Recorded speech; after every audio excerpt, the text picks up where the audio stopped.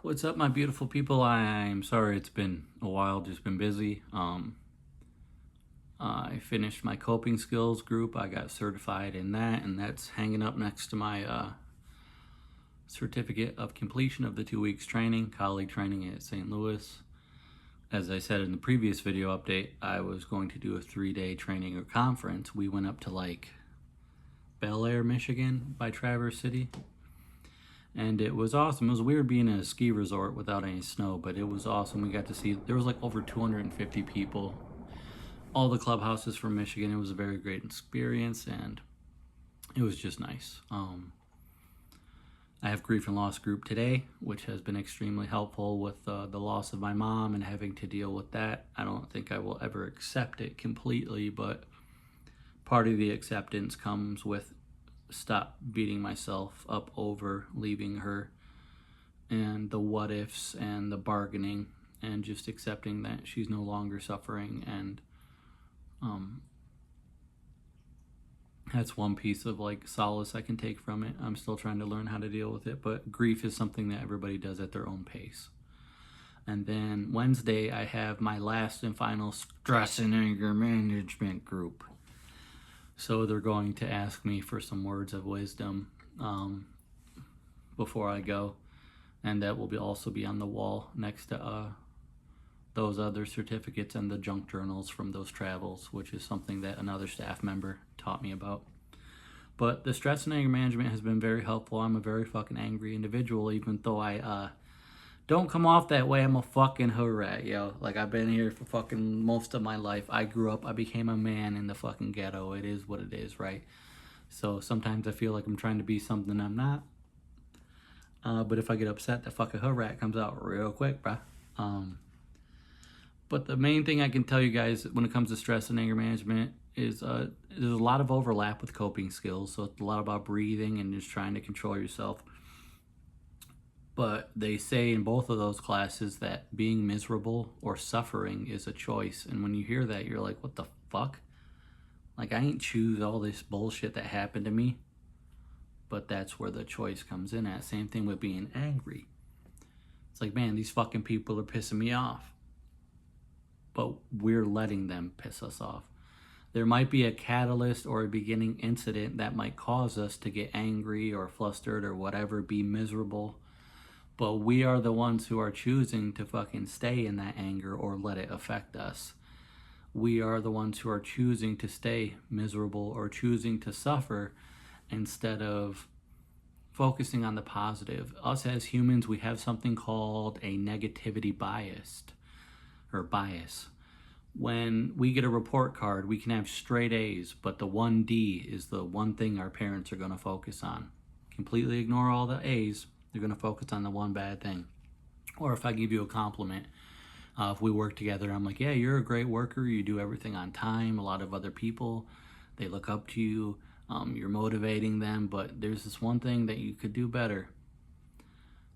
They're going to focus on that one negative thing instead of all the positive shit. And it's really weird. It depends on person to person, but for one negative thing that they hear, they need at least 3 or more positive things to try and reinforce that, or to get them not focus on that negative thing. Some people, it can take up to fucking 8 or 11 positive things in order to outweigh that one negative thing. And you need some fucking therapy if you really need that much fucking reassurance. Like serious therapy. But what I'm trying to tell you is, for example, I hate my life most of the time. I wake up, I'm pissed. I lost my mom. I'm the one who found her. Fucked me up. Tried living my life, get on top of this mental illness shit, get diagnosed with cancer. Fuck, dude, this 2-week training, come back, get told I got fucking stage 1 chronic kidney disease because of my fucking cancer. But at the same time, I've done more living in the last year than I have in the entire 37 years I've been alive. I went on a fucking 2-week trip. I didn't even panic for the airplane rides.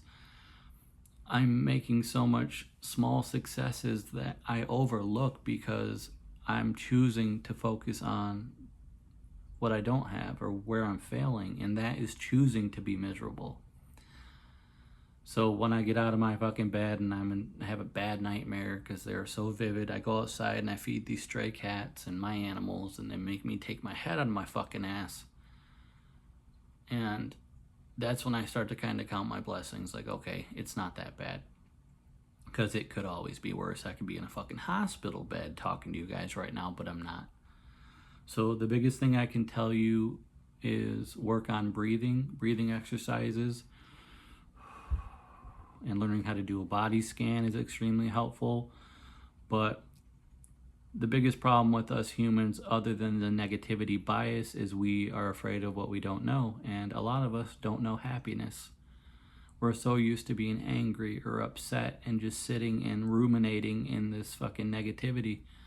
We're surrounded by negativity. It's on the news nonstop. It's all over social media, all that shit. But when you realize that you cannot control other people, you can only control yourself and how you react to them, then you realize that you got the power. It's not easy to think like that when you're fucking pissed off, though. I can tell you from experience, there's been a few things that really fucking pissed me off to the point where I was doing laps around Clubhouse just to get this fucking energy out of me, right? I was feeling froggy as a motherfucker. But it's up to us to really choose if we want to continue to fucking invest energy into being upset about it, or if we want to fucking do something about it. And it is far more productive to do something about it instead of just sitting there and letting it just keep us stagnant or in the same place. So I love you guys. There's a quick update. It's been like 2 weeks, almost. It'll be 2 weeks on Wednesday with me cleaning out my system. Haven't been able to smoke weed, which drives me fucking crazy because that's a huge part of calming me down. That's my type of breathing exercise. But I'm trying to get this transitional employment job, which pays like $16 an hour, which would be fucking awesome. I've never had a job in my life because of my mental illness and all my bullshit. And then I want to tell you guys, I want to celebrate 15 months of recovery. My body has been addicted to Xanax for decades because I've been on them for such a long period of time. And last year in May, I decided to start my own medical tapering and reducing from 3 a day to 2 a day. And I've been consistently under to the point where my bottles have been pretty much rolling over to the next entire fucking month. Even with going to a different state, hopping on fucking airplanes, going up north for 3 days, I was not exceeding the limit or running out beforehand. As a matter of fact, I still have half a bottle left sometimes by the time that I'm refilling the next one. So 15 months into recovery, almost 2 weeks without smoking ganja. And recovery is one of those things where you got to do it at your own pace. Fuck the 12-step whatever, unless you absolutely need it. You need to do it what works for you. And that is pretty much everything in life. You need to find out what works for you and then use that toolkit when you're able to. And it's hard to really access these tools when you're emotionally unstable or you're pissed off. But in Taoism, it says, muddy water, wait, it becomes clear. And that basically means don't make a choice or don't say something when you are worked up or angry. Let that fucking shit boil down a little bit to a simmer until it's fucking not even bubbling at all. And then you'll be able to see the full picture instead of being blinded by your emotions. So I love you guys. I hope you're doing good. I miss you guys, especially all my legends out in fucking Australia and fucking all around the world. I love you guys. So if there's anything you want me to talk about besides another update, drop it in the comments. But if not, I'll see you in a few months maybe. I love you guys.